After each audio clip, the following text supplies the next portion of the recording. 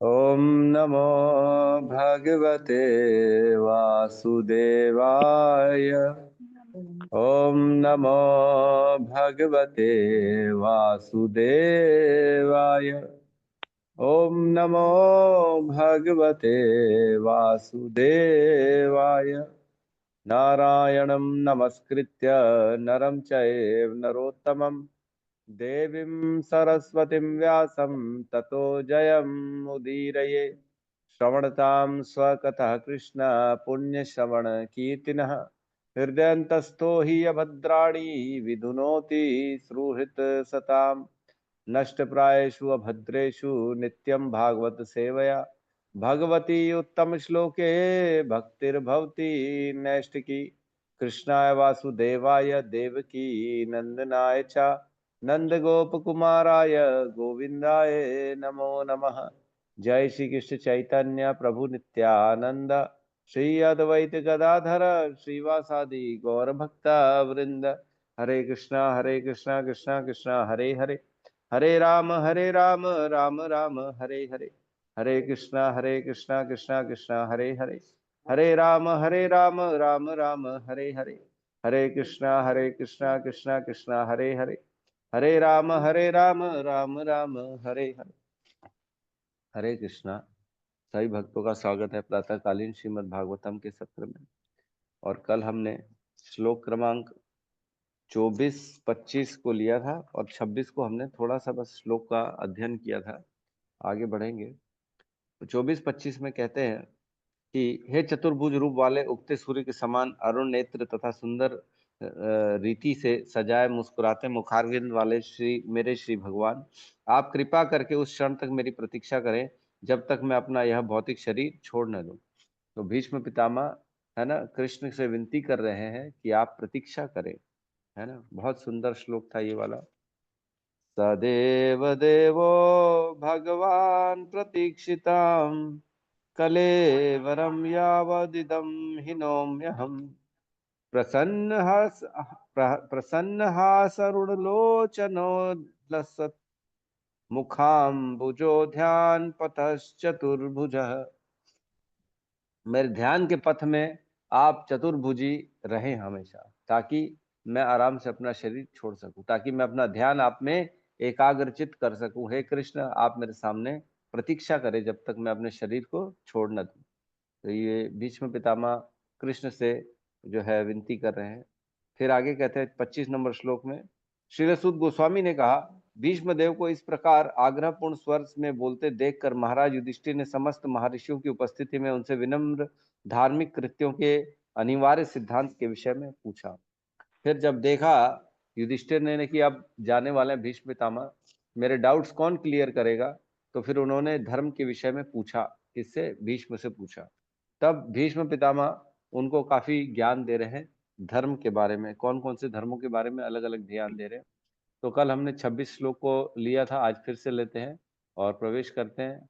आज हम इसका पूरा जो है तात्पर्य पूरा तो नहीं पढ़ेंगे, बट ठीक है, मेजॉरिटी पढ़ लेंगे।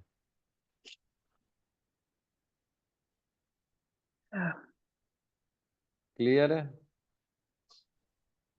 जी प्रभु जी। यस प्रभु जी। ठीक है, तो साथ में लेंगे हम। पुरुषः स्वभाव विवितान्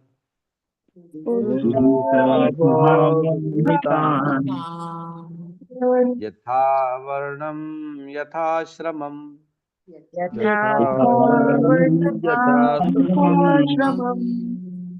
वैराग्यराग उपाधिभ्याम्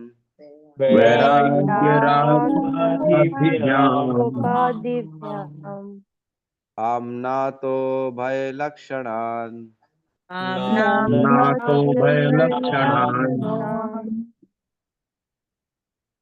पुरुष स्वभावविहितान्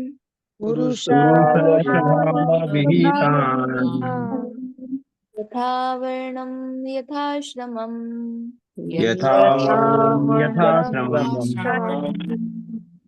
वैराग्यरागोपाधिभ्याम्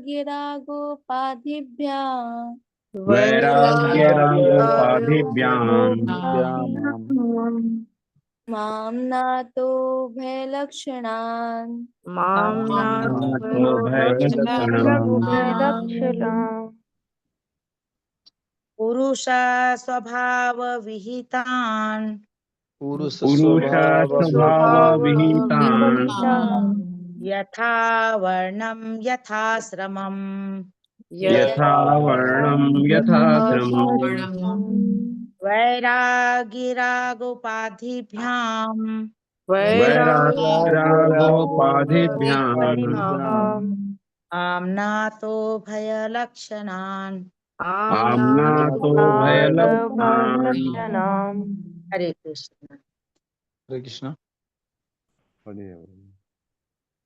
पुरुष स्वभाव विहितान् पुरुष पुरुष स्वभाव स्वभाव विहितान् यथा वर्णं यथाश्रमम् यथा वर्णं यथाश्रमम् वैराग्य रागो गोपाधिभ्याम् वैराग्यरागोपाधिभ्याम् मामनातो भयलक्षणान् तो भयलक्षणान्।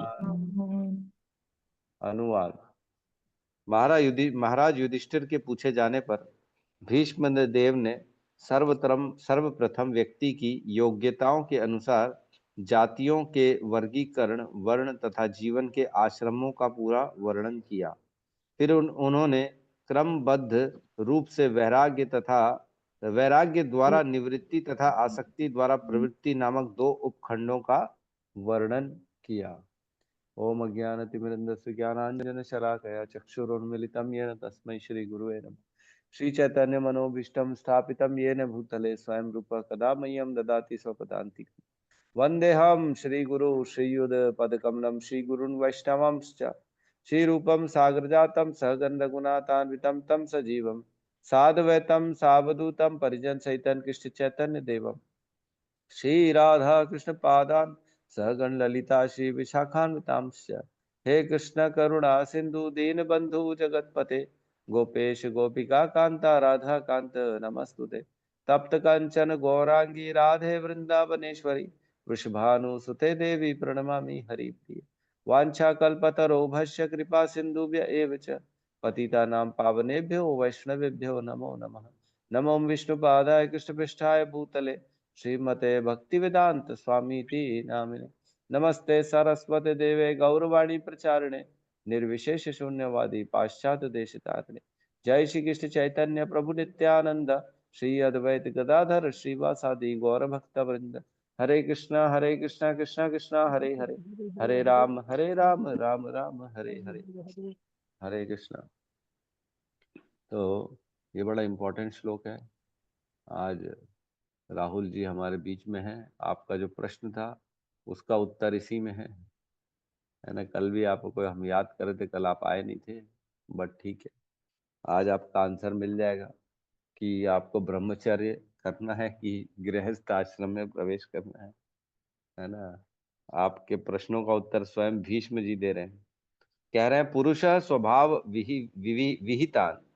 अन्य सभी पुरुषों के, सभी व्यक्तियों का स्वभाव जो होता है ना, अलग अलग होता है। विविधान, सबका विविध प्रकार का, एक ही नहीं होता स्वभाव, सबका अलग अलग स्वभाव होता है ना। कल हमने चर्चा करी, किसी को कुछ पसंद है, किसी को कुछ पसंद है, किसी को जल्दी सोना पसंद है, किसी को देर से सोना पसंद है, किसी को खट्टा पसंद है, किसी को मीठा पसंद है, किसी को ग्रुपिज्म पसंद है, किसी को अकेलापन पसंद है, किसी को प्रकृति पसंद है, किसी को जो है मॉल पसंद है। सब अलग अलग तरह के। किसी को मॉडर्न बनना पसंद है, किसी को आध्यात्मिक बनना पसंद है। तो सबका अपना अपना स्वभाव होता है। ये स्वभाव कहाँ से आता है? ये स्वभाव आता है पूर्व जन्म के संस्कारों से। हमने जो पूर्व जन्म में जो किया है वो संस्कार को हम लेके आते हैं अपने साथ, और बचपन से हम देखते हैं बच्चे का एक अलग तरह से स्वभाव उत्पन्न हो जाता है। तो पुरुष स्वभाव विहितान यथा वर्णम यथाश्रमम, और स्वभाव के अनुसार, वर्ण के अनुसार और आश्रम के अनुसार, ये तीनों चीजों क्राइटेरिया होती है किसी भी चीज का डिसीजन लेने के लिए। कौन से डिसीजन लेने के लिए? वैराग्य राग उपाधिभ्याम। उसके अंदर वैराग्य है कि राग है, उस पर्टिकुलर व्यक्ति के अंदर वैरागी है, छोड़ने वाली उसकी जो है नेचर है, कि पकड़ के रखने वाला नेचर है, आसक्ति वाला नेचर है कि डिटैचमेंट वाला नेचर है, ये इसके ऊपर डिपेंड करता है। उपाधि बयान आमना तो भय लक्षणान, तो इसके ऊपर डिपेंड करता है, ये सारे लक्षणों के ऊपर डिपेंड करता है कि व्यक्ति को निवृत्ति का मार्ग लेना चाहिए कि जो है प्रवृत्ति का मार्ग लेना चाहिए। तो निवृत्ति मीन्स डिटैचमेंट, छोड़ना, सब छोड़ना, जैसे ब्रह्मचर्य आश्रम है, छोड़ देते हैं, घर बार छोड़ देते हैं। और प्रवृत्ति मीन्स उसमें रहना, इंडल्ज हो जाना, कोई प्रॉब्लम नहीं है, प्रवेश करके फिर भी अपनी भक्ति करना, मतलब गृहस्थ आश्रम में शादी करना, बच्चे करना, धन दौलत रखना, मतलब सारे काम करना, इंद्रिय जो अपनी इंद्रियों को पूर्ण रूप से विरक्त नहीं बनाना, इंद्रिय जो हमारी चाहिए उनको देना, लेकिन कृष्ण के अनुकूल देना। तो ये डिपेंड करता है एक्चुअल में। देखिए, हर व्यक्ति को ब्रह्मचारी बनना है कि नहीं ये जरूरी नहीं है, और हर व्यक्ति को गृहस्थ बनना है ये जरूरी नहीं है। कोई व्यक्ति ब्रह्मचारी के लिए उपयुक्त हो सकता है, लेकिन वही व्यक्ति गृहस्थ के लिए हो सकता है उपयुक्त ना हो, है ना। हमारे पास कई लोग आते हैं, कई लोग प्रश्न पूछते हैं, किसी को हम बोलते हैं आप ब्रह्मचारी बन जाओ, आपके लिए बहुत अच्छा है, लेकिन वहीं हम किसी को मना भी कर देते हैं, नहीं नहीं आप ब्रह्मचारी मत बनो, आप गृहस्थ बनो, शादी करो, घर में रहो, अच्छे से भक्ति करो। तो कोई बोल सकता है प्रभु जी आप तो जो है मतलब पार्शियलिटी करते हो, है ऐसा नहीं कर सकते हो, आपको एक ही उत्तर देना चाहिए, सिद्धांत तो एक ही है, ऐसा नहीं है। केस टू केस, परिस्थिति टू परिस्थिति, है ना। घर टू घर, सबके घर में कितने लोग हैं, कौन आश्रित है, कौन आश्रित नहीं है, क्या परेशानी आएगी अगर घर छोड़ देगा तो इसके ऊपर डिपेंड करता है। तब जो है ना जवाब दिया जाता है कि गृहस्थ बनना है कि आपको जो है ब्रह्मचारी बनना है। तो इतनी जल्दी ऐसे डिसीजन नहीं लेना चाहिए, सारे प्रोस एंड कॉन्स को दिमाग में डालना चाहिए, क्योंकि एक बार डिसीजन ले लिया तो फिर बड़ी मुश्किल हो जाती है, फिर पीछे नहीं हट सकते। ब्रह्मचारी बनना कोई आसान काम नहीं है, गृहस्थ बनना भी कोई आसान काम नहीं है, लेकिन फिर भी गृहस्थ में ज्यादा दिक्कत नहीं आती, ब्रह्मचर्य में थोड़ा सा हमको अपने आप में हर चीज में कंट्रोल करना पड़ता है ना, क्योंकि एक बार चुन लिया तो फिर पीछे मुड़ना नहीं चाहिए। अगर ब्रह्मचारी बन गए तो फिर पता लगा छोड़ दिए, सैफरॉन छोड़ दिए, फिर अब व्हाइट में आ गए, फिर गृहस्थ बन गए, तो ये ठीक नहीं है। तो यहाँ पे हम तात्पर्य में प्रवेश करते हैं। तात्पर्य शील प्रभुपाद की जय। चार वर्ण तथा चार आश्रम की अवधारणा जैसे स्वयं श्री भगवान ने भगवत गीता 4.13 में प्रस्तुत की है। चतुर्वर्ण्या मया सृष्टि गुण कर्म विभाग, मैंने गुण और कर्म के आधार पे चार वर्ण और चार आश्रमों का निर्धारण किया है। कौन बता रहे हैं? कृष्ण ने किया है, और किसी ने नहीं किया इसको। चार वर्ण और चार आश्रम किसने बनाए हैं? कृष्ण ने बनाए हैं, ना कि प्रधानमंत्री ने बनाए हैं, ना कि किसी और ने बनाए, है ना। तो ये सब काम भगवान करते हैं। व्यक्ति में दिव्य गुणों को बढ़ाने हेतु, जिससे वह अपने आध्यात्मिक स्वरूप को जान सके और तदनुसार भव बंधन या बद्ध जीवन से मुक्त होने का प्रयास कर सके। तो उद्देश्य क्या है वर्ण और आश्रम का? बहुत इंपॉर्टेंट है। उद्देश्य ये है कि अपने आप को जाने, अपने अंदर आध्यात्म के गुण को बढ़ाए और वह जिज्ञासा करे और अपने बद्ध जीवन से मुक्त होने का प्रयास कर सके। ये उद्देश्य है। हमने पढ़ा था वर्णाश्रम धर्म का उद्देश्य, है ना, याद है क्या आपको? श्लोक क्रमांक 1.2.13 वहां पे बताया गया था वर्णाश्रम क्यों बनाया गया है।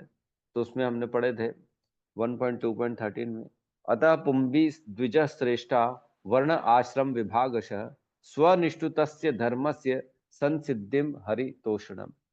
तो वर्ण आश्रम का जो विभाग किया गया भगवान के द्वारा, और वर्ण आश्रम का उद्देश्य जो है, सबसे बड़ा उद्देश्य क्या है ना? सबसे बड़ा उद्देश्य यह है कि संसिद्धिम हरितोषणम, अपने सारे प्रयासों से, सारी कोशिशों से हरि की तुष्टि होनी चाहिए। हरि तोषणम, हरि को आनंद मिलना चाहिए हमारे वर्णाश्रम धर्म से। तो कैसे मिलेगा? पत्नी, पति, बच्चे जो भी काम कर रहे हैं उसमें कृष्ण बीच में रहें, है ना। अगले श्लोक में बताया गया है 1.2.14 में, तस्मात् एकेन मनसा भगवान सात्वताम पति श्रोतव्य कीर्तितव्य श्रोतव्य ध्येयस्य पूज्यस्य नित्यदा। इसलिए तस्माद एकेन मनसा, इसलिए एक ही मन से रोज क्या करना है, भगवान सात्वताम पति, भगवान जो है उनकी क्या करना है, श्रोतव्य कीर्तितव्य, है ना, उनका सुनना है, उनके बारे में उनकी कीर्तन करना है, और ध्येय से पूज्य से नित्यदा, उनका ध्यान रखना है और उनकी पूजा करनी है नित्यदा, रोज। ये क्या काम है, ये किसका काम है, वर्ण और आश्रम का काम। चाहे किसी भी वर्ण में रहे, किसी भी आश्रम में रहे, ये करेंगे तभी हम इस बद्ध जीवन से मुक्त होने का प्रयास एक्चुअल में कर रहे हैं, नहीं तो फिर तो टाइम पास कर रहे हैं। क्या है, वो है एक श्लोक था ना, क्या कहते हैं, श्रम एव ही केवलम, है धर्म स्वनिष्ठता पुंसाम विश्वक्सेन कथा सुय न उत्पातयेत यतिरतिम श्रम एव ही केवलम। अगर आप अपने धर्म को फॉलो कर रहे हो, धर्म स्वनिष्ठता पुंसाम विश्वक्सेन कथा सुय, अगर भगवान विश्वक्सेन कथा सुय, उनकी कथाओं में रुचि नहीं उत्पन्न हो पा रही है, न उत्पादयेत यतिरतिम, अगर उसमें रति उत्पन्न न हो पाई, तो क्या है, श्रम एव ही केवलम, फिर वो केवल श्रम है। जो भी वर्णाश्रम में पुत्र के लिए किया गया, पत्नी के लिए किया गया, पिता माता के लिए किया गया, अगर उससे भगवान में हमारी इंटरेस्ट, हमारी रुचि उत्पन्न नहीं हो पा रही है, तो वह केवल और केवल श्रम है, व्यर्थ का श्रम है, और उससे कुछ भी हमको लाभ नहीं होने वाला। तो कोई कह सकता है प्रभु जी कैसी बात कर रहे हो, हमें तो सुख मिला ना, हमारे को तो आनंद आया, हमने हमने तो मजे किए ना, एंजॉय किया ना, धन आया ना, तभी तो हम काम कर रहे हैं। तो देखो, शॉर्ट टर्म और लॉन्ग टर्म, जो सुख क्षणिक सुख है इस भौतिक संसार का, उसके साथ साथ दुख भी आता है हमारे जीवन में। तो जितना सुख आएगा उसके पीछे पीछे दुख भी आएगा, बराबर रहता है। तो इसलिए ऐसे कार्यों से सुख के लिए हम प्रयास कर रहे हैं, तो दुख तो आ ही रहा है पीछे पीछे, तो बराबर हो गया, 0/0 हो गया। लेकिन अगर किसी ने भक्ति कर ली, तो वो अनंत काल तक साथ में रहने वाली है, उसका कभी भी क्षय नहीं होने वाला है, अक्षय हो जाता है, वो कभी भी क्षय नहीं होगा भक्ति का। आज जितनी भक्ति करेंगे, अगले जीवन में भी वो वैसी की वैसी प्राप्त होगी, चाहे उसको आप कुछ भी कर लो। ठीक है, तो इसमें बताया गया सभ्य मनुष्यों के लिए वर्णाश्रम धर्म की संस्तुति इसलिए की जाती है जिससे वे मानव जीवन को सफलतापूर्वक समाप्त करने की शिक्षा प्राप्त कर सके। वर्णाश्रम धर्म का क्या उद्देश्य है, उसका बेसिकली इंपॉर्टेंस क्यों है, जिससे वे सफलता पूर्वक अपने जीवन को समाप्त करने की शिक्षा प्राप्त कर सके। हमको हमारे जीवन को कंप्लीट कैसे करना है, इसकी शिक्षा मिलती वर्णाश्रम धर्म। और आजकल के एजुकेशन सिस्टम में कुछ नहीं सिखाया जाता, उनको केवल और केवल रेस में दौड़ाया जा रहा है। क्या करेंगे सीख के, बन भी गए डॉक्टर बड़े, लेकिन अगर जीवन का उद्धार ही नहीं कर पाए, तो ऐसा डॉक्टर बनने का क्या फायदा है कि नहीं? तो सफलता पूर्वक हमको अपने इस जीवन को समाप्त करने की शिक्षा जो है ये प्राप्त करनी है बेसिकली। आहार निद्रा भय तथा मैथुन में रत निम्न पशुओं के जीवन में और आत्म साक्षात्कार में अंतर है। भीष्म देव ने सभी मनुष्यों के लिए 9 गुण बताए गए, 9 गुण सभी के लिए बताए गए जो सबके अंदर होने चाहिए। मनुष्य तभी है जब उसके अंदर ये 9 गुण हैं। कौन कौन से 9 गुण हैं? क्रोध न करना, झूठ न बोलना, धन संपदा का समान वितरण करना। ये तो बड़ा मुश्किल हो गया प्रभु जी, बोले अब तो हम बंदी कर देते हैं, अब ये सब कौन सुनेगा। धन संपदा का समान वितरण करना, क्षमा करना, अपनी वैध पत्नी के से ही संतान उत्पन्न करना, है ना। इसमें भी बड़े लोग दिक्कत आ जाएगी, इतने संबंध बना के रखे आजकल के युवा लोग, एक नहीं, दो नहीं, चार नहीं, बाहर पता नहीं क्या क्या कर रहे। मन से शुद्ध तथा शरीर से स्वच्छ रहना, ये भी बड़ा मुश्किल काम है। आज की डेट में तो सिखाया ही जाता है, राजनीति सीखो, राजनीति पर बेटा कैसे आगे समझोगे, कैसे लोगों को बेवकूफ बनाओगे, कैसे अपने काम करोगे बेटा। अंदर जो है अंदर रखो, बाहर बोलो मत किसी को। मन को ऐसे ही रखो, मन में जो है भले किसी का गंदा सोचो, लेकिन मुंह में मीठा बोलो, ये सिखाया जाता है। और क्या सिखाया जाता है? शरीर से स्वच्छ रहना, नहाना तक नहीं आता लोगों को। दो 3 दिन तक नहीं नहाते। बाप रे, बच्चे आज की डेट में 12 बजे उठेंगे, शाम को जो है नहाएंगे, क्या होगा उनका। और किसी के प्रति शत्रु भाव न रखना। बताओ, किसी के प्रति भी शत्रु भाव न रखना। युधिष्ठिर महाराज अजात शत्रु है ना। युधिष्ठिर महाराज का कोई भी शत्रु नहीं, कोई भी। वो अपना शत्रु किसी को मानते ही नहीं। ऐसा बहुत कम लोग होते हैं जो अपना किसी को शत्रु नहीं मानते हैं। तो हमें ऐसा ही बनना है, कोई शत्रु नहीं है। एक्चुअल में ये समझना चाहिए, जो हो रहा है वो काल के प्रभाव से हो रहा है, और हमारे विगत कर्मों के कारण ही कोई हमें दुख तकलीफ दे रहा है, तो उसे शत्रु नहीं मानना चाहिए। उसे ये मानना चाहिए ठीक है, हमारे ही कर्म इसके माध्यम से हमारे पास आ रहे हैं। और क्या है, सरल होना, सरल रहना चाहिए व्यक्ति को, है ना। और सेवकों या आश्रितों का पालन करना। तो ये नौवा लाइन है, सेवकों तथा आश्रितों का पालन करना। तो पालन भी करना चाहिए हमको। तो उपयुक्त प्रमाणिक गुणों प्राथमिक गुणों को अर्जित किए बिना मनुष्य को सभ्य नहीं कहा जा सकता। बेसिकली मनुष्य तभी मनुष्य है जब ये गुण उसके अंदर नौ नौ गुण होंगे। इसके अलावा बताया गया है, बुद्धिमान व्यक्ति जो है ब्राह्मण, प्रशासनिक व्यक्ति क्षत्रिय, और वणिक समुदाय वैश्य, तथा श्रमिक वर्ग शूद्रों को समस्त वैदिक शास्त्रों में वर्णित अपनी अपनी वृत्तियों के अनुसार विशेष योग्यताएं प्राप्त करनी होती है। बुद्धिमान व्यक्ति के लिए इंद्रियां पर संयम रखना सर्वाधिक अनिवार्य योग्यता है। ये नैतिकता का मूल आधार है।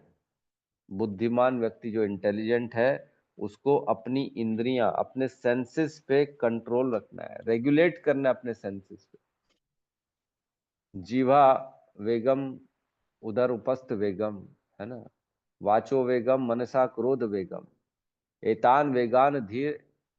जो ये इन सबों पे जो कंट्रोल करता है ना, स पृथ्वी में शिष्य, वो पूरे पृथ्वी में शिष्य बना सकता है।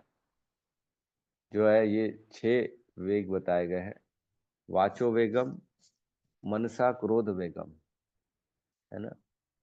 वाणी और वचन, मतलब एक होता है जीवा वेगम, एक होता है वाचो वेगम। जीवा से एक, और मतलब स्वाद वाला जो एक होता है इंद्रिय, कि हमें क्या क्या खाना है ना। इंद्रिया, स्वाद के चक्कर में लोग कितना गंदा गंदा खा लेते हैं, पशुओं का वध करके खा लेते हैं, पशुओं का वध करके खा लेते हैं।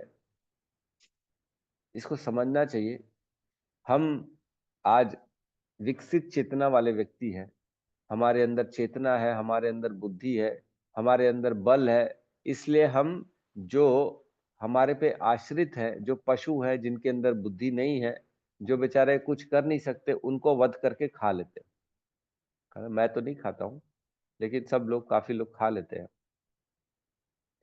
तो इसका अर्थ ये हुआ, अगर कोई निर्बल है, अगर कोई बुद्धिहीन है, तो क्या उसे मारा जा सकता है?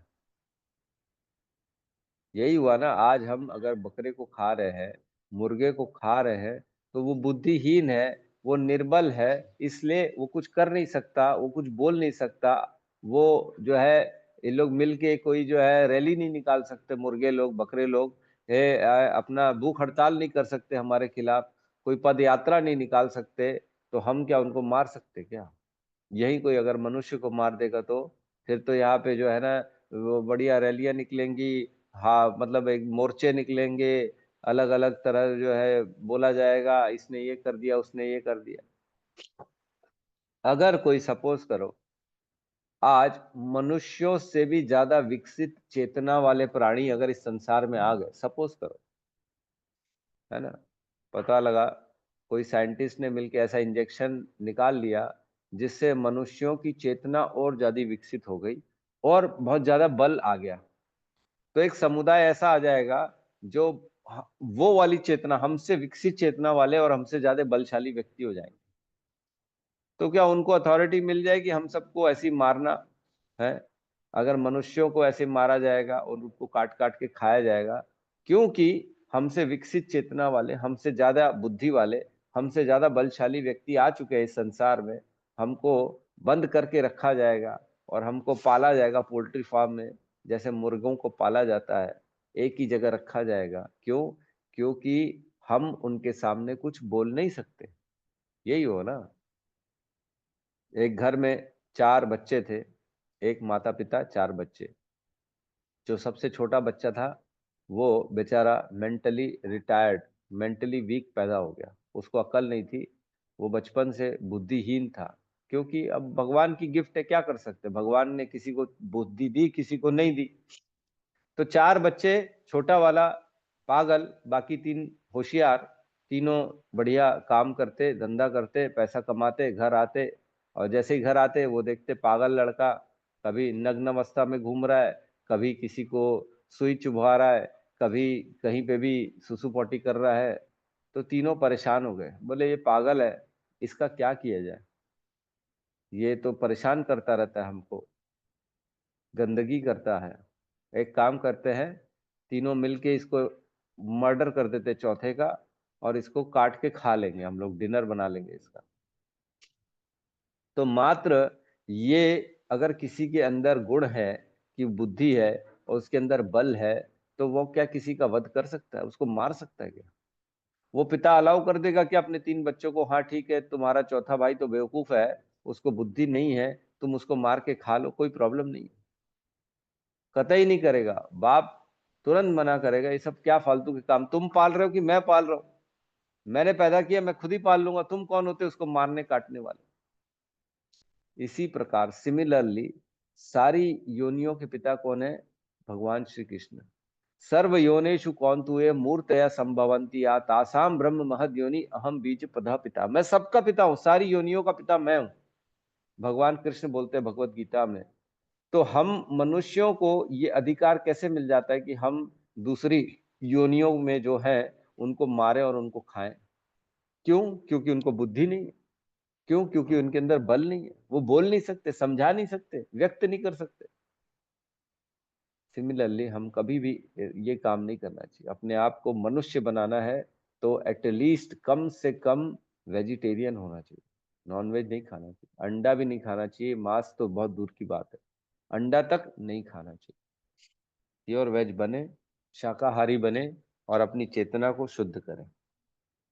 ठीक है, आगे कह रहे हैं, अपनी वैध पत्नी से भी नियंत्रित रूप में मैथुन करना चाहिए, जिससे स्वतः परिवार नियोजन हो सके।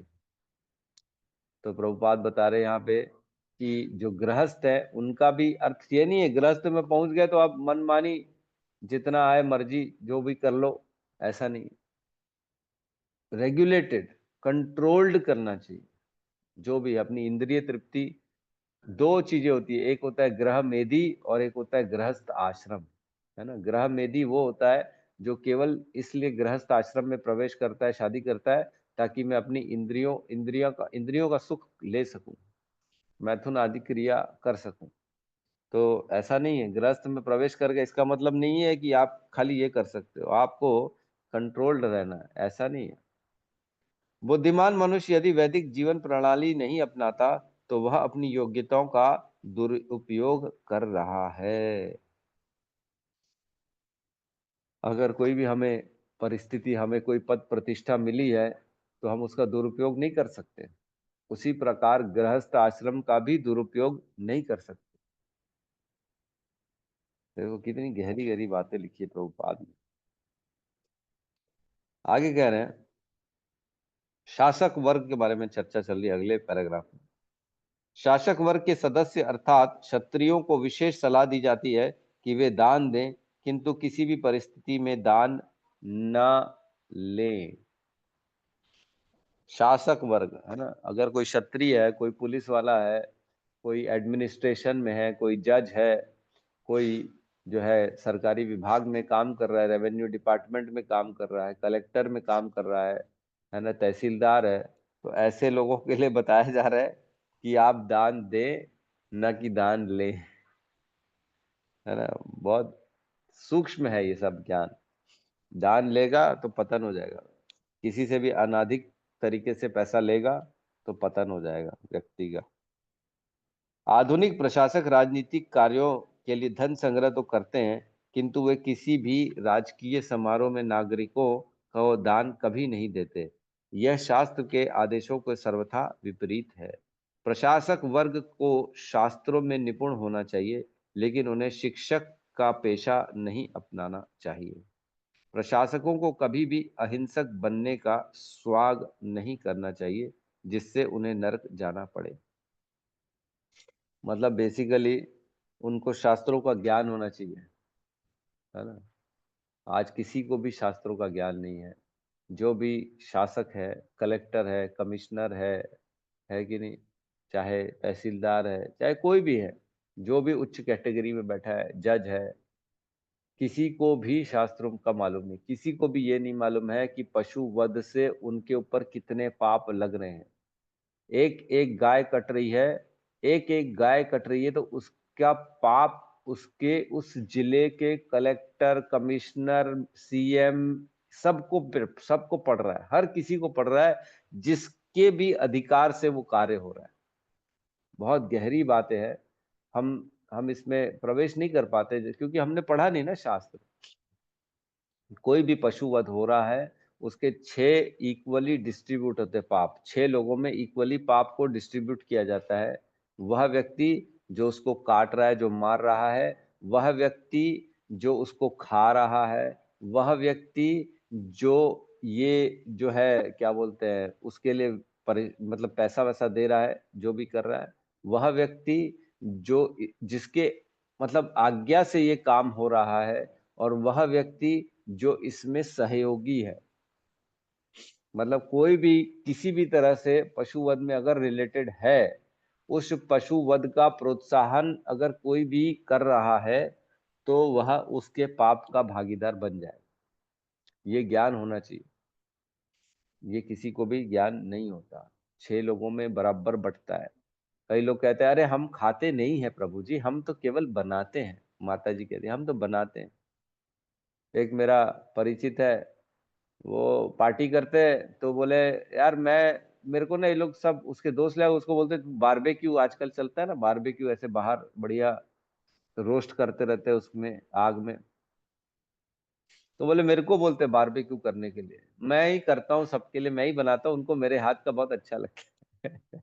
अब मैं अंदर ही अंदर सोच रहा हूँ तू खा चाहे मत खा, सबका पाप तुझको ऊपर चढ़ेगा।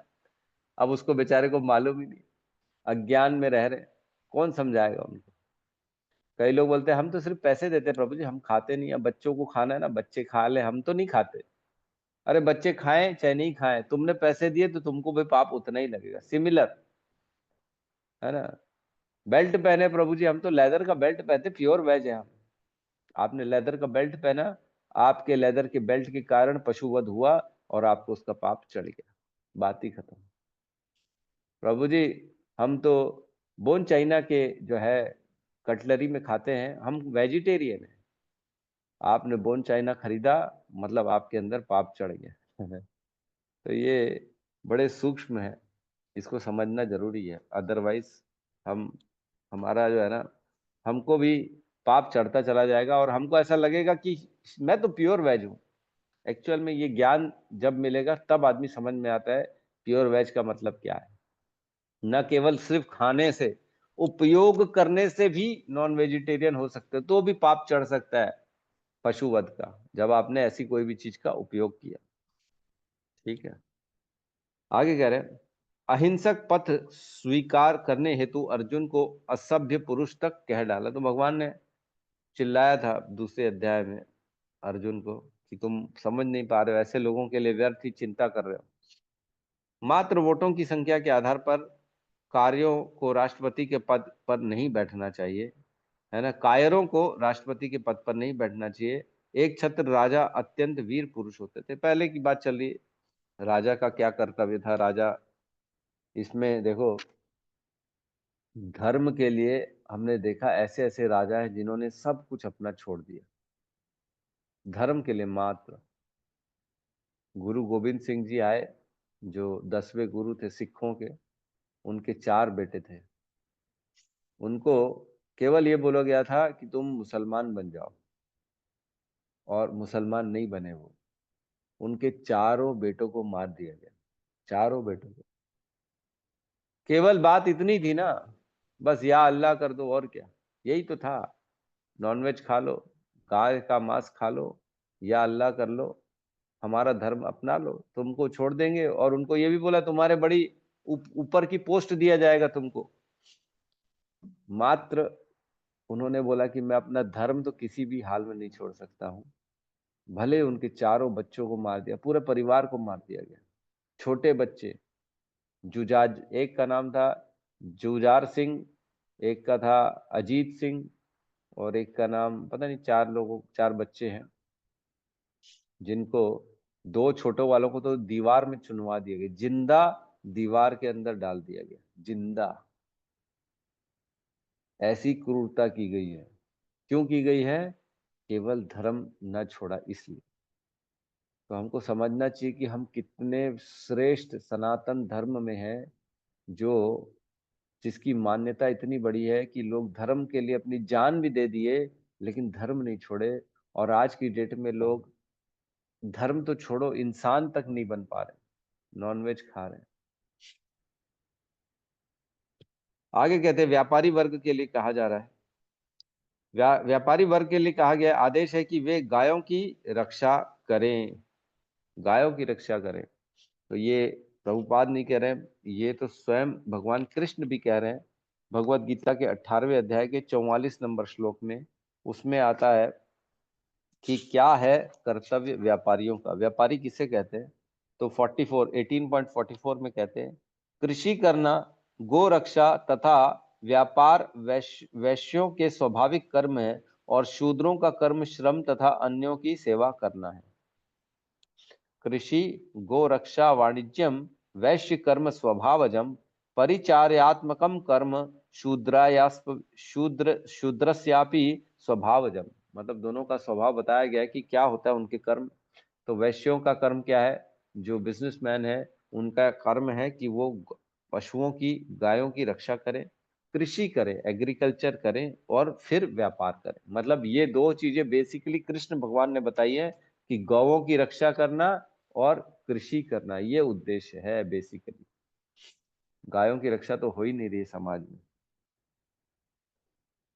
और क्या कह रहे हैं, व्यापारी वर्ग का मुख्य कर्तव्य है कि कृषि तथा खाद्य सामग्री के वितरण के साथ ही वैदिक ज्ञान की शिक्षा प्राप्त करें और दान देने में प्रशिक्षित हों। दान भी देना है ना, दान भी देना है, ऐसा नहीं कि दान नहीं देना। ठीक है, तो आगे कह रहे हैं शूद्र वर्ग की कहा, शूद्र वर्ग क्या है? शूद्र वर्ग कम बुद्धिमान होते हैं और उसे कभी भी स्वतंत्रता नहीं मिलनी चाहिए। वे समाज के 3 उच्चतर वर्णों की सेवा के निमित्त हैं। तो इसमें कहा गया कि अगर शूद्रों को पावर, अथॉरिटी मिल जाएगी तो पूरा समाज अस्त व्यस्त हो जाएगा, और जो आज की डेट में हो ही रहा है ना। जैसे ही जो ही शूद्र धन संग्रह कर लेता है, त्यों ही वे इसका दुरुपयोग सुरा, सुंदरी तथा जुआ खेलने में करने लगता है। सुरा, सुंदरी तथा जुआ खेलना इसके सूचक हैं कि जनता शूद्रों से भी नीचे गिर चुकी है।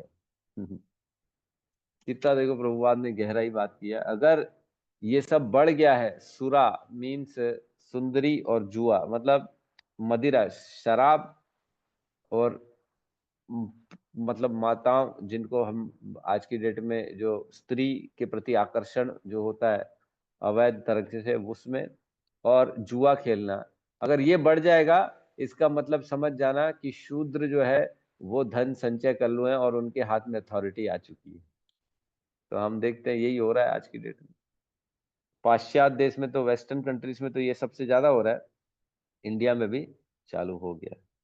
तो इस तरह से आश्रम धर्म के बारे में बताया गया है, तो आप लोग पढ़ लीजिएगा, है ना। आश्रम का, चारों आश्रम का उद्देश्य यही होता है कि व्यक्ति धर्म को सीखे, पहले के 25 साल ब्रह्मचर्य व्रत में पालन करे। जो ब्रह्मचारी अच्छा बनेगा वही अच्छा गृहस्थ बन सकता है ना। शुरू के 20-25 साल बच्चे को, शिशु को ब्रह्मचर्य व्रत सिखाना चाहिए। आज की डेट में स्कूल में तो ज्ञान नहीं देते, इसलिए हमारी ही जिम्मेदारी है कि हम अपने बच्चों को बताएं, सिखाएं कि तुमको 20-25 साल तक जो है, जब तक तुम्हारी शादी ना हो, ब्रह्मचर्य स्ट्रिक्टली फॉलो करना है।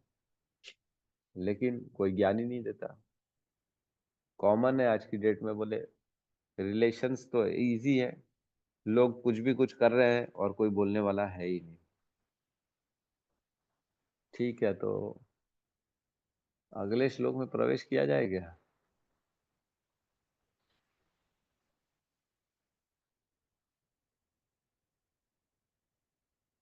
कर लेते हैं प्रवेश।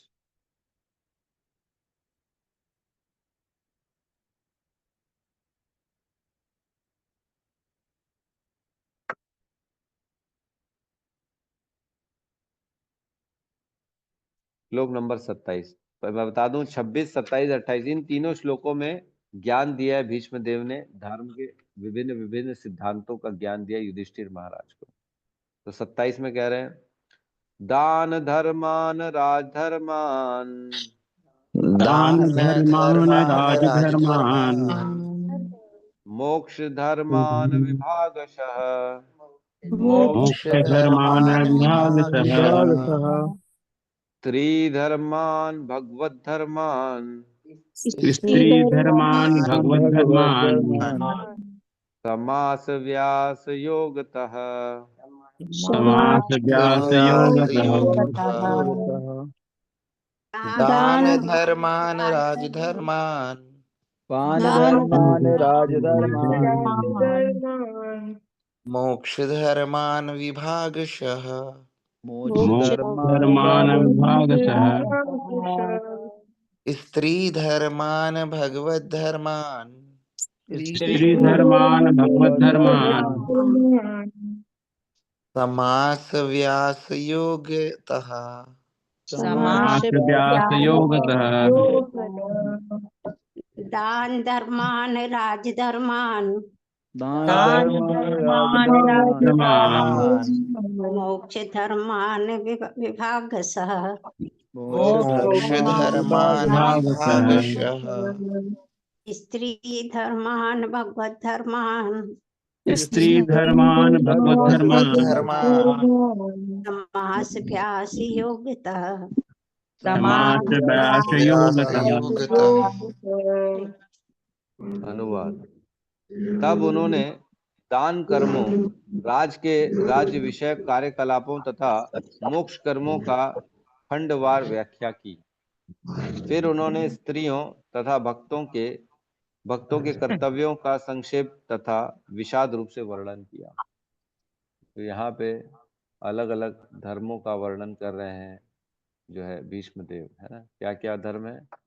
दान धर्म और राज धर्म, मोक्ष धर्म, स्त्री धर्म और भगवत धर्म, इन सब की अलग अलग विभाजित एकदम प्रॉपर तरीके से व्यास योगदान उन्होंने स्पष्ट रूप से इन सब का शॉर्ट में, किसी का शॉर्ट में, किसी का एक्सप्लेन्ड। समास मीन्स शॉर्ट और व्यास मीन्स एक्सप्लेन्ड। समास व्यास योगता, अलग अलग, किसी का शॉर्ट में, किसी का एक्सप्लेन करके अच्छे से डिटेल में बताया।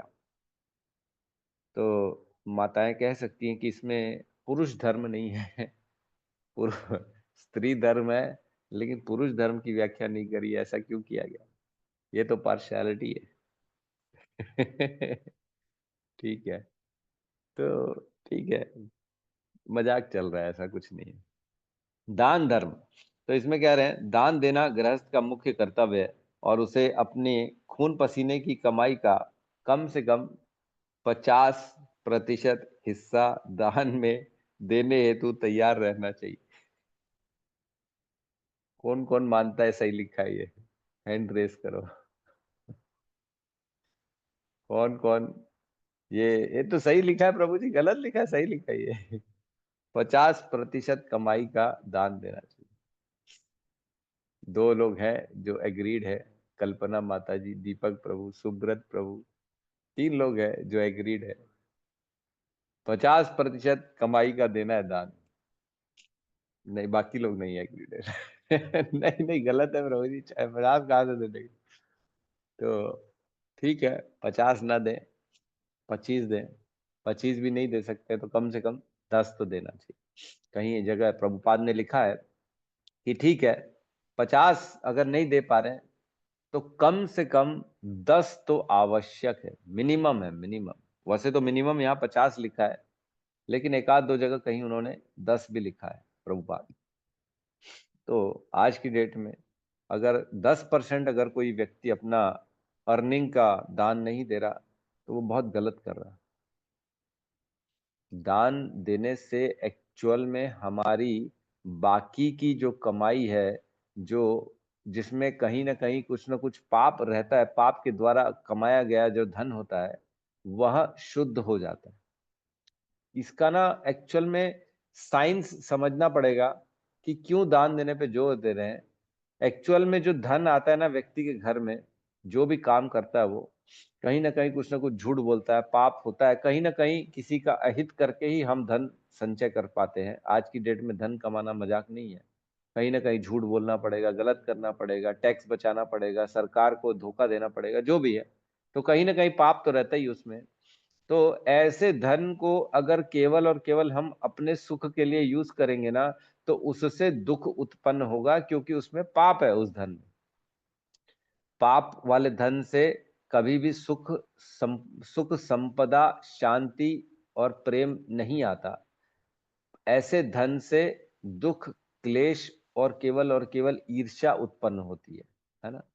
तो अगर सुख चाहिए, प्रेम चाहिए, आनंद चाहिए, संतोष चाहिए, तो उस धन को पहले शुद्ध करना पड़ेगा, फिर उस धन का हम उपयोग कर सकते हैं। जैसे चावल लाते हैं घर में, तो चावल को पहले धोया जाता है, ऐसे रगड़ रगड़ के धोया जाता है ना। उसमें क्योंकि क्या क्या मिलाते हैं पता नहीं, है ना। तो धोया जाता है, तो उसमें से हो सकता है कुछ चावल बह जाए, हमारे निकल जाए, पानी में बह जाए। तो उन चावल का कोई परवाह नहीं किया जाता है कि अरे हम उसको भी यूज कर लें, ठीक है, बोले जा गया, अच्छा है। लेकिन जो बचा है वो तो शुद्ध हो गया ना, शुद्ध तरीके से हम उसका सेवन करेंगे ना। तो उसी प्रकार धन को शुद्ध करना है, फिर उसका उपयोग करना है। तो धन में से कम 10% अगर हम दान देते हैं, तो वह बाकी बचा धन भी हमारा शुद्ध हो जाता है। और तब हम जब उसका उपयोग करेंगे, तब वाकई में ऐसा धन हॉस्पिटल में नहीं जाएगा, डॉक्टरों के पास नहीं जाएगा, वकील के पास नहीं जाएगा, लड़ाइयों में नहीं जाएगा, मारपीट में नहीं जाएगा। ऐसे धन केवल और केवल हमें सुख प्रदान करेगा। अदरवाइज पाप वाला धन कहाँ चला जाएगा? हॉस्पिटल में जाएगा, डॉक्टरों को देना पड़ेगा मजबूरी में, कोर्टों में जाएगा, वकीलों के पास जाएगा, परेशान होंगे हम। तो ये सूक्ष्म ज्ञान है ना। ये बड़ा इंट्रिकेसी है, ये बारीकियां हैं बहुत सारी, जो हमको दिखती नहीं है, लेकिन एक दिव्य लेवल पे ये सब काम होता है। तो अगर हम दान देते हैं तो हमारा पूरा पैसा शुद्ध हो जाता है, तब हमको उसका उपयोग करना चाहिए। तो दान कहाँ देना चाहिए? अब आता है बात, क्या प्रभु जी हम रोड में बैठे भिखारियों को दान दे सकते हैं? क्या प्रभु जी हम किसी भी मंदिर में दुर्गा देवी या इधर उधर कहीं पे भी दान दे सकते हैं? तो इसका आंसर है 17वें अध्याय के 20, 21, 22 श्लोक में भगवत गीता में, है ना। दान में सतोगुणी, रजोगुणी और तमोगुणी दान।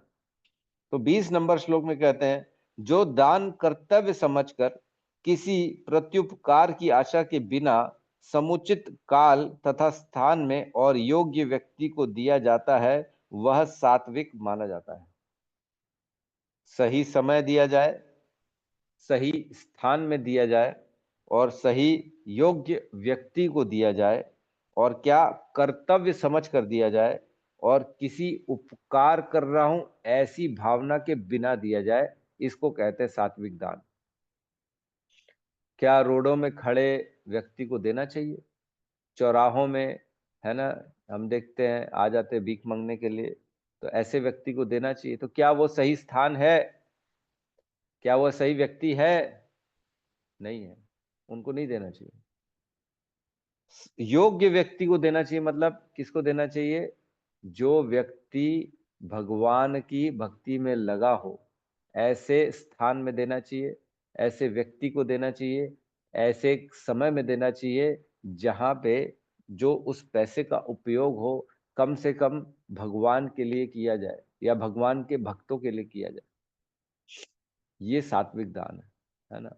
और दान देते समय भी ये भावना नहीं होनी चाहिए कि मैं देने वाला हूँ। पता है प्रभु जी, मंदिर का भंडारा तो हमारी तरफ से चलता है तो दान बेकार हो जाएगा, है ना। या हमारी अपनी बढ़ाई करे, अरे हमारे बिना तो वहां कुछ हो नहीं सकता, हम देते तभी तो चल रहा है, ये गलत है, फिर आपका दान व्यर्थ हो जाएगा। तो ये सात्विक नहीं कहलाएगा। फिर उसका एक्चुअल में भावना केवल अगर रखना, तो फिर वह दान से जो मिलने वाला है ना हमें, जैसे कहते हैं ना, एक दोगे लाख मिलेगा, तो फिर वो मिलेगा कुछ और ही, है ना, वो चीज नहीं मिलेगी जो मिलनी चाहिए थी। मात्र केवल भावना अगर हमने दान देते समय कुछ और कर दी तो हमें प्रामाणिक जगह में प्रामाणिक व्यक्ति को देना चाहिए, और ऐसे व्यक्ति को देना चाहिए जो बदले में हमको कुछ दे सके। क्योंकि जो दान लेने वाले का धर्म है ना, वो कहता है कि आप फ्री में किसी से ले नहीं सकते हो, चाहे ब्रह्मचारी हो चाहे सन्यासी हो, आप फ्री में कुछ भी किसी से नहीं ले सकते। अगर आप ले रहे हो तो कम से कम आपको उसको ज्ञान देना चाहिए। ज्ञान देते हैं तो क्या ज्ञान देते हैं वो लोग बोलते हैं कि तुम भक्ति करो, भगवान का नाम ले लो, मंत्र दे देंगे, कुछ आपको प्रसाद ही दे देंगे भगवान का, केवल प्रसाद पाने से ही हमारा उद्धार हो जाता है। तो इस प्रकार वो उसके ऊपर भी दायित्व है कि जो दान ले रहा है वो पैसे को फ्री में ना ले, उसके लिए कुछ ना कुछ सामने वाले को ज्ञान दे। वो एक श्लोक बता दे भगवत गीता का, भागवतम का श्लोक बता दे, जिससे व्यक्ति का उद्धार हो सके। और कह रहे हैं, किंतु जो दान प्रत्युपकार की भावना से या कर्म फल की इच्छा से या अनिच्छा पूर्वक किया जाता है, वह रजोगुणी राजस कहलाता है। जहाँ पे अरे प्रभु जी हमारा हमने दान दिया, हमारा फोटो लगा देना, बैनर में हमारा नाम होना चाहिए कि ये इसके द्वारा दिया गया है ना। और क्या उसकी इच्छा से, अरे हम दान देंगे तो हमको स्टेज में बुलाएंगे तो हमारा नाम होगा, मान सम्मान बढ़ेगा। अगर इस इच्छा से दान दिया गया है तो वो राजसिक दान है ना। फिर वो दान में आपको जो अक्षय पुण्य है वो नहीं मिलेगा, क्षय पुण्य मिलेगा, क्षय हो जाएगा ये पुण्य, भक्ति वाला पुण्य नहीं मिलेगा। कृष्ण के नाम बोलने से जो अक्षय पुण्य मिलता है, वही कृष्ण का नाम बोलने से क्षय पुण्य भी मिल जाएगा, अगर हमारी धारणा होगी कि मैं ये राजसिक या तामसिक दान कर रहे हो। मतलब समझ में आ रहा है ना। वही कर्म वही दान हमको भगवत प्राप्ति भी दिला सकता है, वही दान वही कर्म हमें केवल स्वर्ग की भी प्राप्ति दिला सकता है, फिर नीचे आना पड़ेगा। और तामसिक दान जो होता है उसको कह रहे हैं, तथा जो दान किसी अपवित्र स्थान में अनुचित समय में किसी अयोग्य व्यक्ति को या बिना समुचित ध्यान तथा आदर के दिया जाता है, वह तामसिक कहलाता है। तो रोडों में जो देते हैं वो अपवित्र स्थान होता है, और अयोग्य व्यक्ति होता है कि नहीं होता है, अयोग्य। तो एक भावना आ सकती है, प्रभु जी तो बेचारे गरीब लोग हैं, इनका कौन सोचेगा, इनको कोई पैसा नहीं देगा, कोई दान नहीं देगा, तो इनका घर कैसे चलेगा। तो इसका इतनी जल्दी इसका आंसर नहीं दे सकते, इसके लिए थोड़ा सा हमें डिस्कशन करना पड़ेगा, तब इसका आंसर मिलेगा कि ऐसे किसी को दान देना चाहिए कि नहीं देना चाहिए। जनरली नहीं देना चाहिए, हमारे शास्त्रों के हिसाब से नहीं देना चाहिए। आपको दान केवल और केवल योग्य व्यक्ति को सही स्थान में सही काल में सही टाइम में, रात को नहीं देना चाहिए। रात को 11 बजे दान दे रहे रोड में आ रहे मांगने, तो अरे दे दो बाबा, दे दिए निकाल के, तो सही समय नहीं है, आप वो समय दान का नहीं है। क्योंकि वहां क्या करेगा, रात को 12 बजे जाके बीड़ी पिएगा, सिगरेट पिएगा, दारू पिएगा, वो गांजा खाएगा, और क्या करेगा रात को 12 बजे जो जग रहा है बंगने वाला, वो क्या करेगा। तो ये सब सूक्ष्म बारीकियां हैं दान धर्म को लेके। तो आप लोग बाकी जो है राजधर्म और ये सब पढ़ लीजिएगा। कल थोड़ी सी हम चर्चा करेंगे राजधर्म, मोक्ष धर्म, स्त्री धर्म और भगवत धर्म में। फिर अगला श्लोक ले लेंगे हम 27 28, कल कोशिश करेंगे ये तीनों श्लोक कंप्लीट हो जाए। किसी का प्रश्न है तो हम ले सकते हैं। हरे कृष्ण प्रभु जी। एक मिनट प्रभु जी, मैं पहले इनका ले लेता हूँ, रूपाली माता जी का हैंड रेस है। यस रूपाली माता जी। हरे कृष्ण प्रभु जी। प्रभु जी जैसे आपने अभी बताए 9 गुण जो विष्णु पितामह ने बताए हैं कि होने चाहिए, तो प्रभु जी जैसे कि इसमें से 2-4 गुण ऐसे हैं जो हम चाहते हैं हमें कल्टीवेट हो, लेकिन क्या होता है प्रभु जी, जैसे अगर हम बाहर की दुनिया देखें तो हमको ग्रांटेड ले लिया जाता है फिर कि ये तो कुछ बोलेगा नहीं, कि इसका स्वभाव तो ऐसा है कि ये चुप रह जाएगा, ये सह लेगा। तो कई बार परिवार में भी उस चीज का फायदा उठाया जाता है प्रभु जी, क्योंकि हम वैसे बने, कोई जरूरी नहीं सामने वाला भी वैसा है ना प्रभु जी, क्योंकि उसकी तो बुद्धि वैसी ही नहीं है ना, वो तो फायदा उठाएगा या वो ग्रांटेड ले लेगा आपको। तो अभी के जो माहौल के हिसाब से मुझे लगता है कि उसमें से 1-2 गुण अगर हम कल्टीवेट करें तो फिर कभी कभी हमारा नुकसान हो जाता है प्रभु जी उसमें। तो इस पर आप ये थोड़ा बात सा। तो सही है माता जी। हाँ, माता जी की बात एकदम सही है कि क्षमा अगर करते रहेंगे हमेशा, जैसे सपोज करो क्षमा करना एक गुण है, बार बार क्षमा करेंगे तो फिर तो सामने वाला यूज टू हो जाए, अरे बोले ये पागल है, ये हर बार हमको छोड़ देता है। तो ऐसा नहीं है कि क्षमावान होना है, लेकिन बार बार किसी को ये चांस नहीं देना है कि तू गलती कर और मैं क्षमा करूं, नहीं, ऐसा नहीं। बुद्धि का भी पूरा उपयोग करना है हमको, क्रोध न करना है, झूठ न, क्रोध न करना है। क्रोध न करने का मतलब ये नहीं है कि क्रोध दिखाना भी नहीं है ना। हमको क्रोध आना नहीं चाहिए, लेकिन हमको ये मालूम है सामने वाले को जब तक हम तेजी से थोड़ा सा दो चार उल्टी सीधी बात ना बोलेंगे तब तक समझ में नहीं आएगा। इसलिए एक होता है क्रोध आना और एक होता है क्रोध केवल और केवल दिखाने के लिए करना। तो दिखाने के लिए कर सकते हो, लेकिन अंदर से आप क्रोध में नहीं हो, है ना। तो इस तरह से हमको हर चीज में गहराई में जाना पड़ेगा। और जो है देखो, थोड़ा बहुत तो वैष्णवों को जो है ना लोग यूज टू वो ले लेते हैं, ऐसा नहीं है कि हर जगह आप जो है ना उनसे कॉम्पीट कर सकते हैं। वैष्णवों में और भौतिक संसार के लोगों में ये डिफरेंस हमेशा रहेगा ही रहेगा कि वैष्णव सरल ही रहेगा, वो कभी भी 3-5 में नहीं रहता है। ये तो रहेगा, हो सकता है इसके लिए आपको कहीं ना कहीं नुकसान भी हो जाए, तो वो नुकसान सहना पड़ेगा, लेकिन सरल तो रहना पड़ेगा, है ना। क्योंकि भगवान टेढ़ों को पसंद नहीं करते हैं, भगवान सरल व्यक्ति को ही पसंद करते हैं। और जो सुख दुख है वो जीवन में, वो तो प्रारब्ध से आना है, उसके लिए क्यों परेशान होना कि हम टेढ़े होंगे तभी हमको सुख मिलेगा। बुद्धि दी है भगवान ने, नारद जी कहते हैं बुद्धि का उपयोग करो। ऐसा नहीं है कि किसी के सामने बोलो मत, कुछ भी बोलो, अपने यथाशक्ति जो बोल सकते हो बोलो, बेवकूफ बन के किसी की भी सुनना नहीं है। लेकिन इसका मतलब ये नहीं कि उनसे कंपटीशन करके उनके जैसा बन जाना है ना। ये हमारे को दायरा मालूम होना चाहिए कि वैष्णवों का दायरा यहाँ तक है, इससे ज्यादा जा रहा है मतलब ये वैष्णवों का काम नहीं।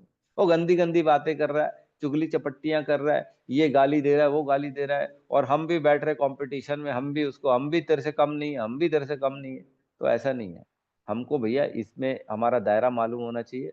थोड़ा जहां तक जा सकते हैं चले गए, लेकिन जहां पे फुल स्टॉप करना है अपनी वाणी को, वहां फुल स्टॉप किए, प्रणाम किए, निकल के आ गए, भैया हम आपसे नहीं जीत सकते, आप जानो, आपका काम जानो। तो ये हमको ही इसका दायरा सेट करना पड़ेगा। और बिल्कुल माता जी सही कह रही हैं, कहीं ना कहीं हमको इसका नुकसान उठाना पड़ सकता है, लेकिन वो नुकसान लंबे समय में फायदा देगा, है ना। आज अगर हम तिलक लगा के जाते हैं, अगर हम धोती कुर्ता पहन के जाते हैं, तो लोग ऑब्वियसली हमको थोड़ा सा ऐसे ही समझ लेते हैं। लेकिन इसका मतलब ये नहीं है कि वो हमसे ज्यादा आगे हो गए, वो हमसे ज्यादा मॉडर्न हो गए। कहीं ना कहीं काल क्रम में मैंने खुद ये अपने आप में मैंने ये एक्सपीरियंस किया है। शुरू में जो मेरे को बेवकूफ समझते थे, वो तिलक लगा रहे, पागल है, अकल नहीं है, ये नहीं है, वो नहीं है, इसको कुछ समझ नहीं आता, पूछते नहीं थे, मेरे को देख के इधर उधर हो जाते थे, मेरी निंदा करते थे।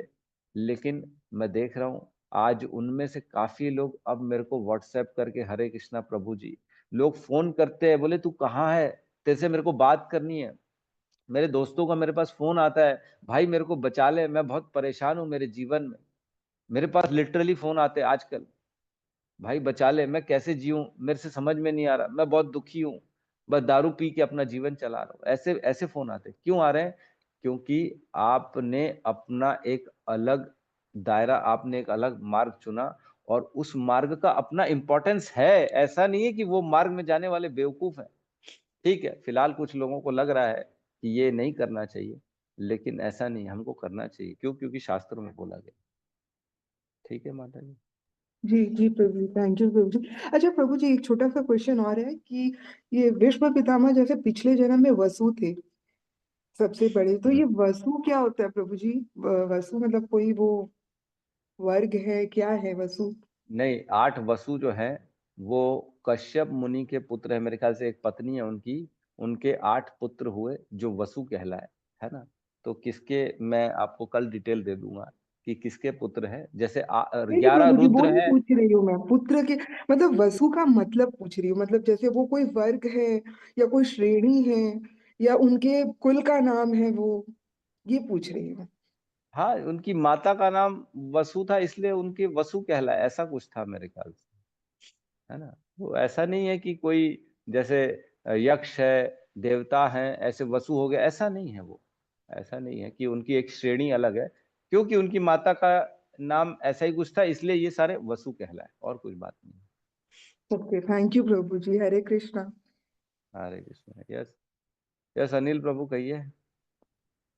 ये प्रभु जी हरे कृष्ण, दंडवत प्रणाम आपको।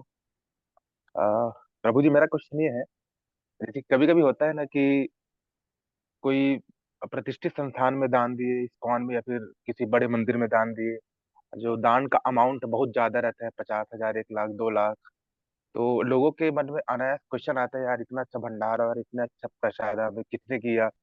अब पर्टिकुलर वो व्यक्ति उसी व्यक्ति के पास पहुंच जाता है जिसने दान दिया, जैसे कि आपके पास पहुंच गया, प्रभु जी बहुत अच्छा प्रसाद था ये भंडारा, ये वजह।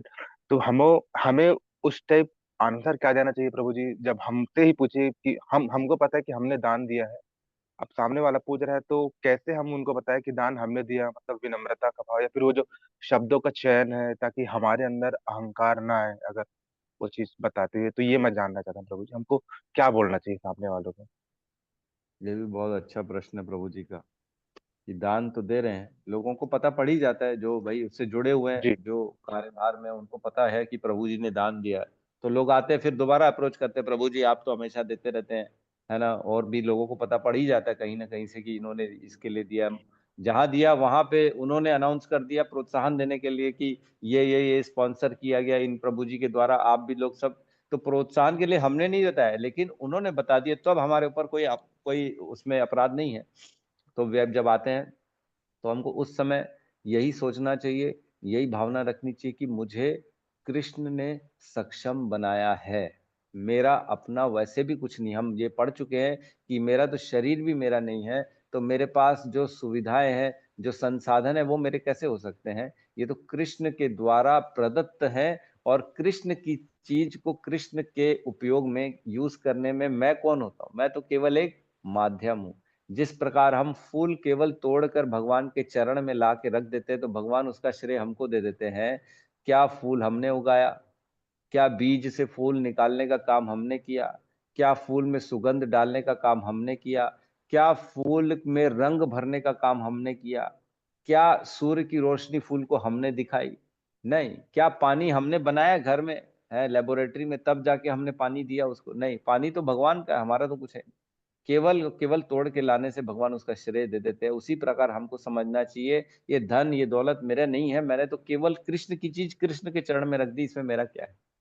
भगवान लेकिन उसका श्रेय हमको दे देते हैं। तो ये भावना रखनी चाहिए कि मेरा नहीं है, ये उन्हीं का है। उन्हीं की सेवा में वैसे भी जाता, मैं मृत्यु के बाद मेरा क्या होता बताओ, ये तो सब छूट ही जाता। तो बेहतर है जिसका है उसको अपन दे और उसकी सेवा में लगाए। तो ये भावना रखेंगे तो बहुत अच्छा रहेगा। ठीक है। जी प्रभु जी हरे कृष्ण। तप्त कांचनी माता जी। हरे कृष्ण प्रभु जी, दंडवत प्रणाम। प्रभु जी जैसे आप बताएं कि जो नॉनवेज पकाता वगैरह भी है उसको भी पाप बराबर का लगता है। तो जैसे कई लोग Yes. क्वेश्चन करते हैं कि हम नॉन डिवोटी, मतलब हम जहाँ रहते हैं वो नॉन डिवोटी हैं और वो लोग नॉन वेज अगर खाते हैं, तो कई लोग सजेस्ट करते हैं कि आप बना दो क्योंकि आपका कर्तव्य है सबकी सेवा करना, तो आप बना दो, आपको कुछ वो नहीं लगेगा, भले मत खाओ। तो ये तो फिर गलत हो गया ना प्रभु जी। ऐसा सजेशन बिल्कुल देते गलत। हैं कि आपको तो बिल्कुल। सेवा करनी है घर वालों की, आप स्त्री हैं तो आपको बनाना पड़ेगा। तो ये तो फिर कैसे करेंगे उस केस में?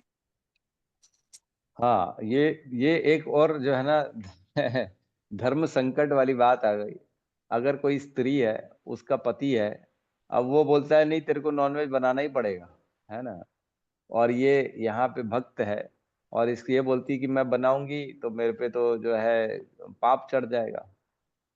तो कैसे करें ऐसी परिस्थिति में, क्या ऐसी चीजों से त्याग देना चाहिए, क्या पति को छोड़ देना चाहिए, या पति से लड़ लेना चाहिए। देखिए ऐसा है, अगर तो ये आपके वश में है कि आप ना बनाएं, तो भी पति ठीक है चला ले, तब तो ठीक है। लेकिन ऐसा लग रहा है नहीं बनाएंगे तो लड़ाई हो जाएगी, फिर वो छोड़ेगा नहीं हमको, कहीं ना कहीं हमारा अलग अलग हो जाएंगे हम लोग। तो ऐसी परिस्थिति में तो फिर पति धर्म ऊपर आ जाता है। हमको देखना पड़ेगा कौन सा धर्म किसके ऊपर है, हम उसको उसको फॉलो करना पड़ेगा। तो पति धर्म ऊपर आ जाता है और ये वाला धर्म नीचे चला जाता है। ऐसी परिस्थिति में अगर सेपरेशन की बात आ रही है, तो अगर चल रहा है काम दोनों का, पति को समझा रहे हैं मेरे को माफ कर दो, हाथ जोड़ रहे, पैर पड़ रहे, मेरे से मत बनवाओ, मैं नहीं कर सकती, तो इस प्रकार जो है अगर मान जाए तो ठीक है। नहीं माने, नहीं बोले नहीं तेरे को मेरी बात मानना पड़ेगा, कैसे नहीं मानेगी तू, तो फिर मजबूरी में बना लेना चाहिए, क्योंकि पति धर्म ऊपर हो जाता है। तो प्रभु जी ठीक है। यहाँ तो पति जो है वो दुष्ट प्रवृत्ति का है, उसको छोड़ने में भी क्या वो है, छोड़ देना चाहिए। हमसे पाप करा रहा है प्रभु जी सीधे सीधे, तो पति फिर वहां पे धर्म उसके प्रति। ऐसा नहीं है, ऐसा नहीं। पति धर्म, पत्नी का काम है कि पति की सहायता करे और पति को धीरे धीरे धर्म के रास्ते में लाए, तो ये काम पत्नी का है। तो धीरे धीरे, अभी फिलहाल आप उसकी बात मान के धीरे धीरे उसको समझा के उसको प्रसाद, जैसे माता जी ने कहा, प्रसाद पवाओ, नाम सुनाओ, गीता गीता का पाठ कराओ, जो कैसे भी आपको जैसा रास्ता ठीक लगे, उसको मंदिर ले जाओ, कैसे भी करके धीरे धीरे उसको भी धर्म के कार्य में ले आओ। ये पत्नी का काम है, न कि त्याग दो। तो प्रभु जी उसका वो नॉनवेज पकाने का पाप उस केस में पति धर्म अगर फॉलो करती है स्त्री, तो उसको नहीं लगता? तो नहीं लगेगा, तो नहीं। अच्छा। अगर अब पति, मैं बताया ना, जैसे ऐसी परिस्थिति आ गई कि बना के ही देना पड़ेगा, मजबूरी हो गई है उसकी, और उसके बिना तो ऐसा है कि लड़ाई हो जाएगी, घर में क्लेश हो जाएगा, मारा पीटी हो जाएगी, एकदम लड़ाई, डंडे निकल आएंगे, तब तो बना देना चाहिए। जी प्रभु जी, मेरा एक और अगर प्रश्न था।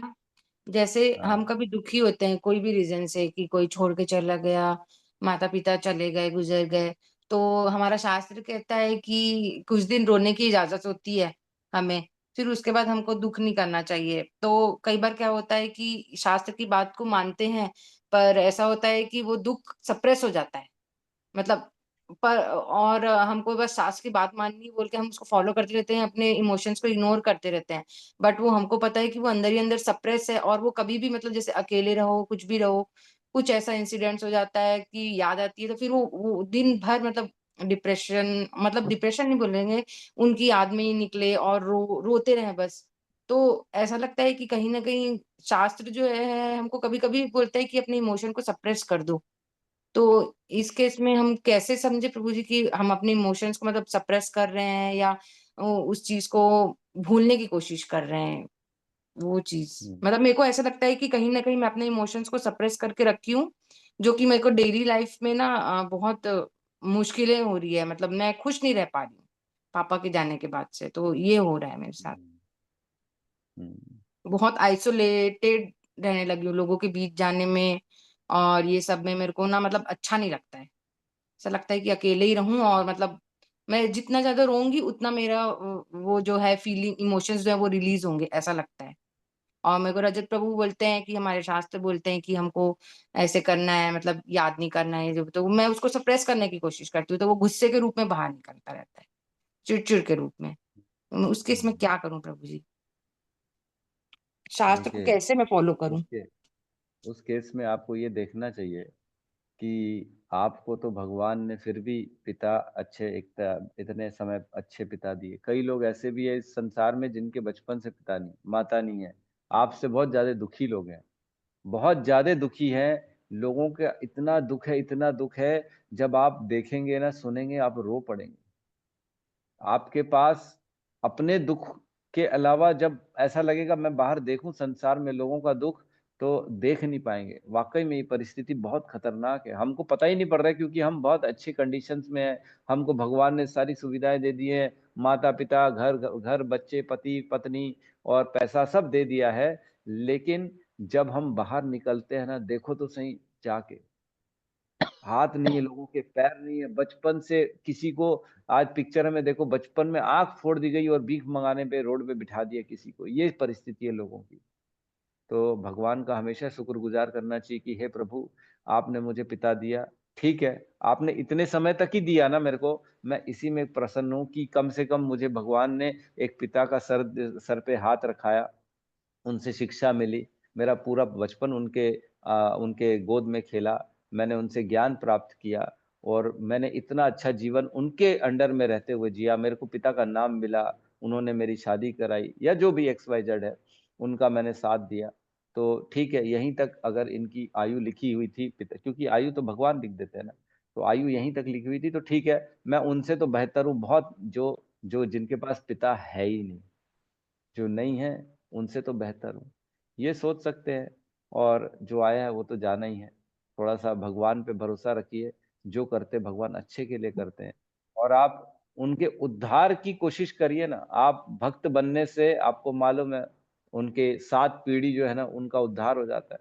तो आप भक्ति करेंगी तो उनको प्रसन्नता होगी। नाचते हैं वहां पे बैठ के, हमारे रघुवीर प्रभु बताते हैं पितृलोक में जो है ना पितृ नाचते हैं जब कोई भक्ति करता है, जब माला करते हैं 16 माला का, अरे मेरा तो उद्धार पक्का हो गया, अब तो ये मेरे को ऊपर लेके जाएगा ही ले जाएगा। तो इस तरह से हम उनकी प्रसन्नता के लिए कार्य कर सकते हैं और दुखी नहीं होना चाहिए। शास्त्र तो आप पढ़ती हैं इतना ज्यादा, और हमसे भी सीनियरों से उनकी क्लास लेती है, तो मैं क्या बोलूं, आप तो उनसे भी काफी जो है शिक्षा लेती रहती हैं। बट फिर भी हमें अपनी हर परिस्थिति में भगवान को धन्यवाद देना चाहिए कि हे प्रभु, जो आज आपने किया मेरे साथ अच्छा ही किया। मैं तो इससे भी बुरे के लायक था, मैंने कोई अच्छा काम तो जीवन में किया ही नहीं है, आपने तो फिर भी मेरे को दुख बहुत कम दे दिए। तो हमारे गुरु आचार्य हुए एक, उनका नाम मैं बोल रहा हूँ, जिनके शरीर में ना पूरे खराब हो गया था, फोड़े हो गए थे, और उनके शरीर में कीड़े लग जाते थे उसको पस को पीने के लिए। तो गिर जाते थे कीड़े, तो वो उठा के वापस कीड़े को रख देते थे कि तेरा तो भोजन ये है, तू तो कर लेना। अपने शरीर में ही रख देते थे फोड़े के ऊपर कि तू अपना भोजन से क्यों वंचित हो, मेरा शरीर खराब है तो मैं सह लूंगा, तू तो अपना कर। तो ऐसे भी लोग हैं जिनके बहुत ज्यादा तकलीफ है, लेकिन हमको शरीर के भान से ऊपर आना है, हमको शरीर तक नहीं रहना है। ये सारे रिश्ते नाते तो शरीर के लेवल पे हैं। अब पिछले जन्म के माता पिता याद है आपको कौन थे? आप किसके माता पिता थे याद है? आपकी उम्र 30-35 साल है, तो 38-40 साल पहले आप किसी और के पिछले जन्म में माता पिता रहे होंगे, याद है? नहीं ना? नहीं। फिर वो कहाँ गए? ये तो मानते हैं ना अनेक जन्म हो चुके हमारे, अनंत जन्म, हर जन्म में कोई ना कोई माता पिता, कोई ना कोई बेटा बच्चा रहा ही होगा, भाई बहन रहा होगा। पिछले जन्म के कहाँ गए माँ बाप? वो तो उसी जन्म में छूट गए। सब नाते याते रिश्ते नाते तोड़ देता है। तो उसी प्रकार जो पिताजी हैं, जो माताजी जो चल बसे, अब उनकी चेतना जो है ना यहाँ पे नहीं आती है। अगला जब योनि मिलती है तब हम सब भूल जाते पिछले जन्मों का क्या था क्या नहीं था। इसी तरह से जो जहां तक जिसका साथ लिखा है उसको वहीं तक स्वीकार करे, और आगे के लिए ज्यादा दुखी ना हो, शोक ना करे। जितना भगवान ने दिया उतना अच्छा दिया, उसका धन्यवाद दे। हरे कृष्ण प्रभु जी। हरे कृष्ण प्रभु जी। जब जब अर्जुन अभिमन्यु के लिए रोते रहते हैं तो भगवान उनको ना चंद्रलोक ले जाते हैं और अभिमन्यु से मिलवाते हैं। तो अभिमन्यु पूछता है अर्जुन से कि कौन से जन्म के पिता हो आप? ऐसा है क्या? मैंने ये वाली कथा नहीं सुनी। जी प्रभु जी। अरे वाह।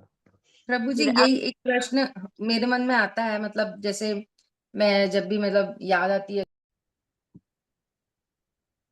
हरे हरे कृष्णा कृष्णा हरे हरे कृष्णा कृष्णा कृष्णा हरे हरे राम हरे राम हरे राम राम हरे राम राम राम राम हरे हरे। समस्त भक्त वृंद की वृंद की जय। जय जगत गुरु जगत शील गुरु प्रभुपाद की प्रभुपाद जय। की जय। जय जय गौर प्रेमानंदे हरि हरि बोल। हरि बोल। हरि हरि हरि हरि बोल। हरे कृष्ण हरि प्रभु जी, बोल हरे प्रभु। कृष्ण हरे कृष्ण।